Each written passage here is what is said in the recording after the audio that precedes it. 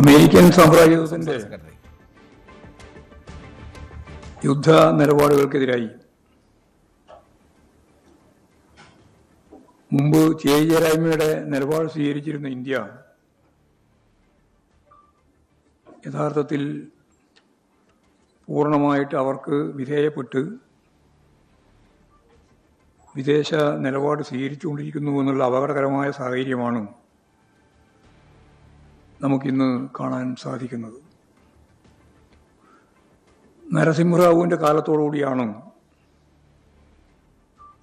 ചേരിചേരായ്മ നയം മാറ്റി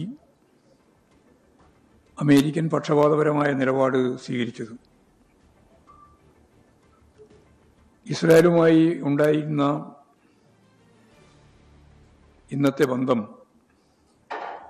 രൂപപ്പെടുത്തിയതും അതിനടിസ്ഥാനപ്പെടുത്തിയിട്ടാണ്. ഇന്ത്യൻ പാസ്പോർട്ടിൽ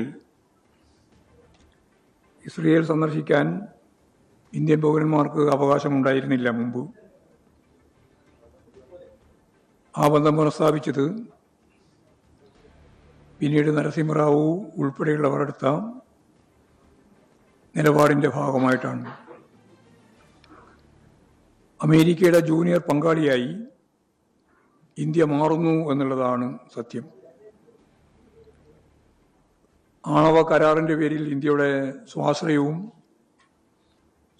സ്വാശ്രയത്വ നിലപാടും പരമാധികാരവും അടിയറ വെക്കുന്ന രീതിയിലുള്ള നയം UPA ഗവൺമെൻറ് സ്വീകരിച്ചപ്പോഴാണ്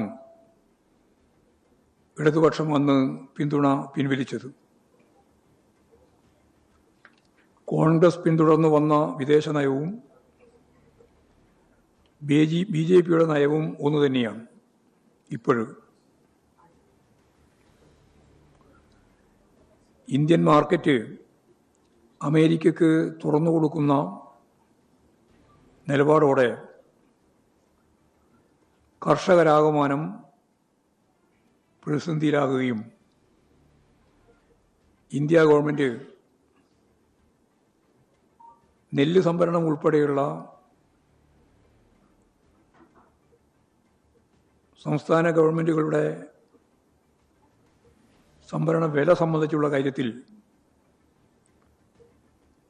സബ്സിഡി നൽകരുത് എന്ന് ഇപ്പോൾ നിർദ്ദേശിച്ചു കഴിഞ്ഞിരിക്കുകയാണ്. ധാന്യോൽപാദനത്തിന് സബ്സിഡി വേണ്ട, നമ്മുടെ ഉൽപാദനവും പുറത്തുനിന്ന് വരുത്താനുള്ള സാധ്യതയും വെച്ചുകൊണ്ട് ഖജനാവിൽ നിന്ന് പണം കൊടുക്കരുത് എന്നാണ്. കൃഷിക്കാരെ സഹായിക്കുന്ന ഈ താങ്ങുവില സംവിധാനം ഒഴിവാക്കാനാണ് കേന്ദ്ര ഗവൺമെൻറ് കേരളത്തോട് ഉൾപ്പെടെ ആവശ്യപ്പെട്ടത്.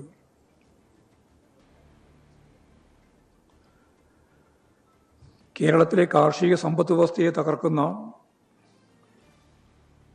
സാമ്രാജ്യത്വ നിലപാടിന് അനുകൂലമായ സമീപനമാണ് BJP ഗവൺമെൻറ് എടുത്തുകൊണ്ടിരിക്കുന്നത്.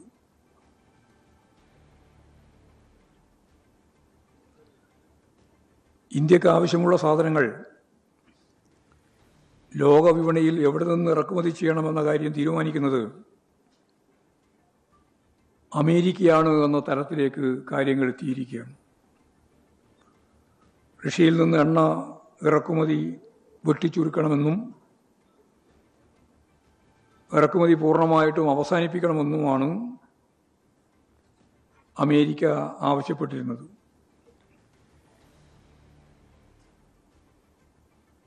അതേപോലെ തന്നെ നിലപാട് സ്വീകരിക്കുകയാണ് ഇന്ത്യ ഗവൺമെൻറ്റും ചെയ്തത്. ഇപ്പോഴും റഷ്യയിൽ നിന്ന് എണ്ണ ഇറക്കുമതി ചെയ്യാൻ അമേരിക്കയുടെ അനുവാദത്തിനു വേണ്ടി കാത്തു നിൽക്കുകയാണ്. ഒരു അപമാനകരമായ അവസ്ഥയാണ് ഇന്ത്യ കൈക്കൊണ്ടത്. അമേരിക്കയുടെ ദാസ്യന്മാരായി ഇന്ത്യ മാറുന്നു എന്നാണ് ഇത് കാണിക്കുന്നത്.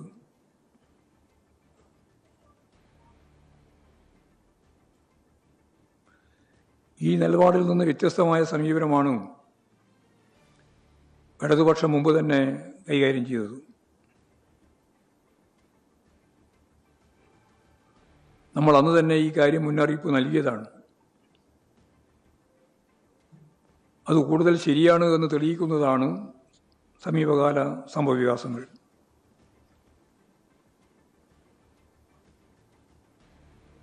ഇത്തരം നയങ്ങൾക്കെതിരായി ശക്തിയായ പ്രതിഷേധങ്ങൾ ഉയർത്തിക്കൊണ്ടുവരേണ്ടതുണ്ട് എന്ന് തന്നെയാണ്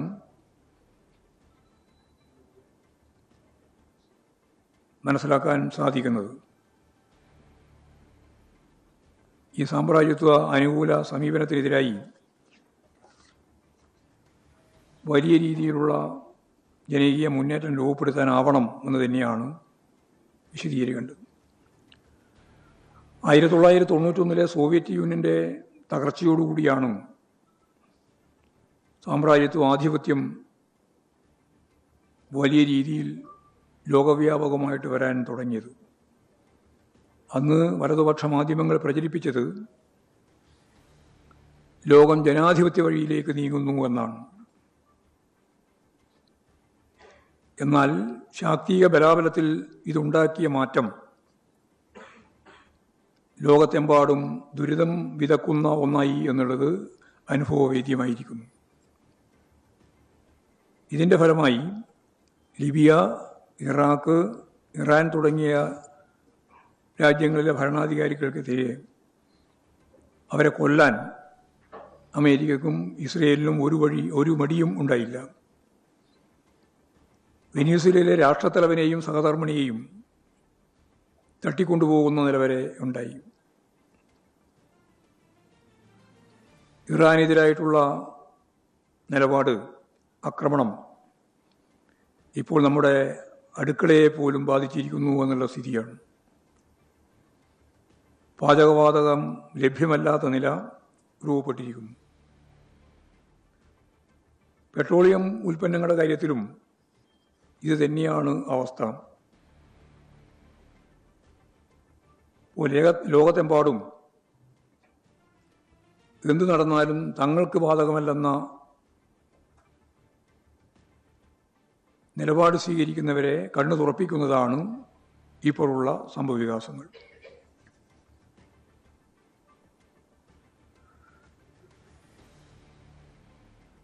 ഇതിൻ്റെ ഭാഗമായി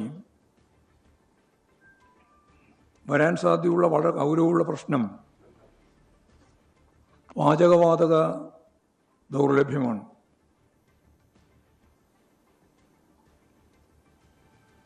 കേരളം ഉൾപ്പെടെയുള്ള ഇന്ത്യയിൽ അങ്ങോളം ഇങ്ങോളം പാചകവാതക ക്ഷാമം